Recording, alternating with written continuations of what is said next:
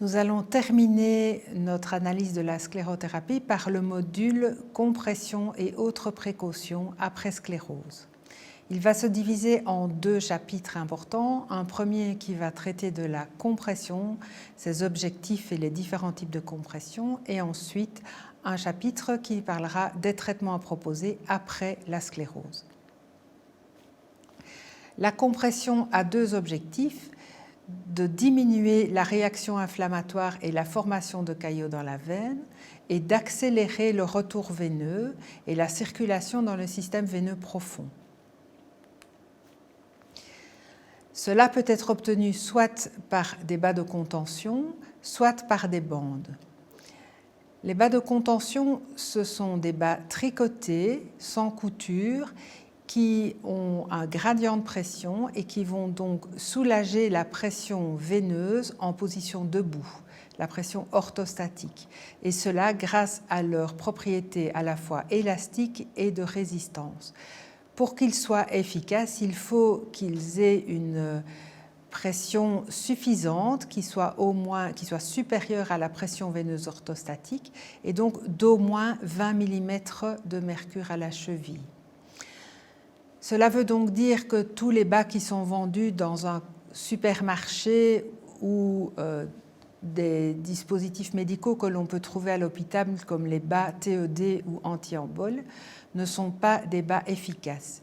Ils ont en effet des pressions à la cheville qui sont nettement inférieures à 20 mm de mercure pour les bas de soutien et de l'ordre de 14 mm pour les bas TED ou anti-embol, ce qui correspond à la pression veineuse en décubitus et donc qui est efficace pour les patients couchés mais inefficace dès que le patient se met debout. On va donc proposer après une sclérose de placer des bas de contention idéalement de classe 2, c'est-à-dire des bas qui vont avoir, je viens de vous le dire, une pression de 20 à 30 mm de mercure à la cheville et pression qui va être dégressive progressivement pour atteindre à peu près 70% de cette pression au niveau du mollet et 40% au niveau de la cuisse. Ces recommandations sont valables pour la sclérothérapie liquide. D'autres recommandations existent pour les échoscléroses à la mousse. Il faut savoir cependant que c'est une recommandation de grade 2B, ce qui veut dire que c'est une recommandation d'experts, mais qui n'est pas étayée par des études scientifiques valables et qui est d'ailleurs très discutée actuellement dans la littérature. Comme vous pouvez le voir sur cette dia, il n'existe pas de consensus quant à l'application d'une compression en sclérothérapie. Les Américains, chez Goldman, sont beaucoup plus sévères que chez nous en Belgique ou en France ou en Allemagne, puisque eux proposent des bas qui équivalent à une pression, une classe 2 ou 3, tandis qu'en Belgique, on sera plutôt en classe 1 et 2. Nous ne sommes pas non plus du tout d'accord sur les durées de compression qui peuvent varier de 1 jour à plus de 3 semaines. Il y a eu en Belgique une table ronde en juin 2017 sur la sclérothérapie et plusieurs participants ont indiqué que, selon eux, le risque de pigmentation était surtout présent les premiers jours qui suivent la sclérothérapie. Et il serait donc justifié de proposer des bas de contention pendant les premiers jours. Il faut savoir cependant, comme je vous l'ai déjà dit, mais qu'il n'existe aucune étude suffisamment large qui puisse permettre de trancher le problème et qu'il s'agit beaucoup plus souvent d'avis d'experts ou d'impressions que de réelles certitudes scientifiques. Il est très important de bien expliquer aux patients les types de bas et l'importance de les porter pour essayer d'améliorer la compliance thérapeutique. Vous pouvez également vous aider des différents enfileurs qui existent, comme ces cages métalliques, également des parachutes qui sont plus efficaces quand on a des bas sans pointe, mais qui existent également pour des bas avec pointe, ou enfin des dispositifs de type Duff & Donner ou le système Rolly qui permettent également un enfilage facile. À côté des bas, nous avons les bandages. La pose des bandages après une sclérothérapie exige une certaine habileté et un apprentissage. C'est pourquoi on préférera en général de prescrire des bas de contention. Les bandages ont cependant certains avantages. Le principal, c'est leur prix, qui est nettement meilleur marché que les bas de contention, ce qui peut avoir une importance également dans la compliance pour le patient. Ils peuvent être appliqués de façon variable, plus ou moins fort. Ils sont également beaucoup plus faciles à utiliser en cas d'ulcère. La compression est également réalisée localement à partir de rouleaux d'ouate ou de tampons pour dentistes. Ça permet d'exercer une pression très localisée sur la zone qui a été sclérosée. Ça permet d'arrêter le saignement et ça diminuerait également le risque de pigmentation. Cette contention va être placée directement au point de ponction au niveau des varices sclérosées, éventuellement en association avec les bas et les bandages. Il faut cependant être très prudent au niveau des zones sensibles, comme essentiellement en zone prétibiale quand on superpose un tampon plus un bas à varice. Et il ne faut pas hésiter à enlever ces tampons rapidement, à proposer aux patients de les enlever quelques heures après la séance de sclérothérapie, quand le risque de saignement n'existe plus et qu'il n'y a donc plus non plus de risque d'abîmer les bas, de salir les bas. J'en ai déjà parlé, mais une fois que le traitement de sclérose est terminé, bien sûr, vous allez noter le nombre d'ampoules et la concentration de celles que vous avez employées. Vous allez aussi noter les sites que vous avez sclérosés.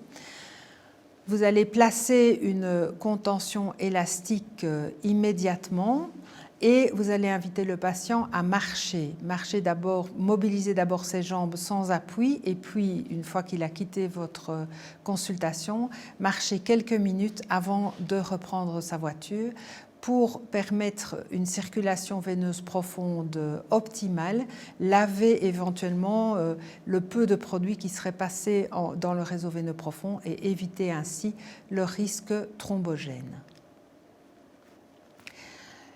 Les microthrombus, donc, qui sont des petits hématomes bleu foncé, vert ou noir, apparaissent en général 1 ou 2 semaines après l'injection. Ils peuvent être éliminés dans le même délai de 2 à 4 semaines après l'injection par ponction directe de la veine, ponction d'1 ou 2 mm et expression des hématomes qui sont trappés à l'intérieur du vaisseau sclérosé. On pourrait éviter ces microthrombus ou en diminuer l'importance, en tout cas grâce à une compression bien portée. Voici une vidéo que je vous propose de regarder pour comprendre la technique utilisée pour évacuer ces microhématomes qui sont inesthétiques et parfois douloureux.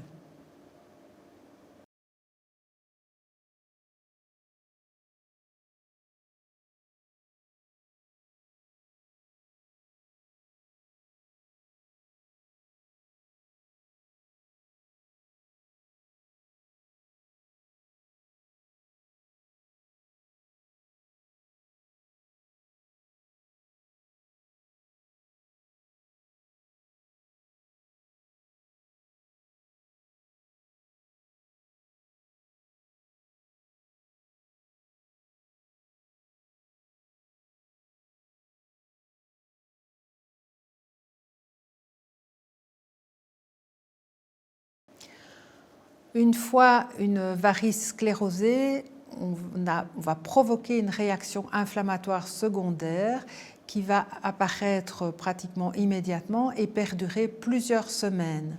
Une zone traitée ne va donc pas pouvoir être retraitée rapidement secondairement. Il vaut mieux patienter 1 ou 2 mois avant de proposer une nouvelle séance de sclérose au niveau de cette zone traitée. Moi, j'ai même tendance à scléroser une fois par saison dans une seule zone, pour être sûr que tout soit bien guéri et de ne pas réinjecter des veines qui sont en fait déjà sclérosées.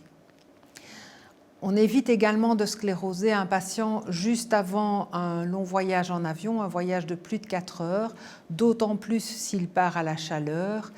Et on va lui demander également pendant la semaine qui suit la sclérothérapie d'éviter les immobilisations prolongées ou l'exposition à la grande chaleur, par exemple au niveau des saunas ou des équivalents.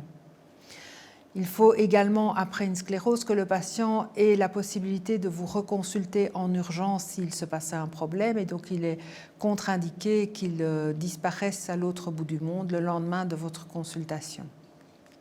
J'en ai déjà parlé, mais donc l'exposition à la chaleur provoque un échauffement de la peau et une vasodilatation qui va aggraver ou augmenter l'inflammation post-sclérose et également les risques de pigmentation.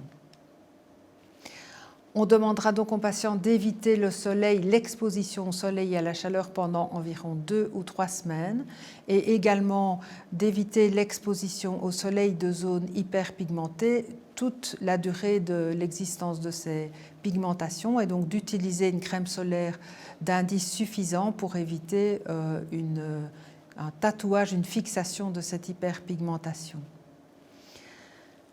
Un cas particulier est celui des plongeurs. Il n'y a pas de recommandation particulière pour les plongeurs amateurs. Il faut cependant savoir que la plongée est responsable d'une augmentation de la diurèse et donc est possiblement à risque augmenté de thrombose. On va donc conseiller aux plongeurs de boire suffisamment pour compenser cette diurèse et il n'y aura alors pas de contre-indication particulière à proposer des scléroses.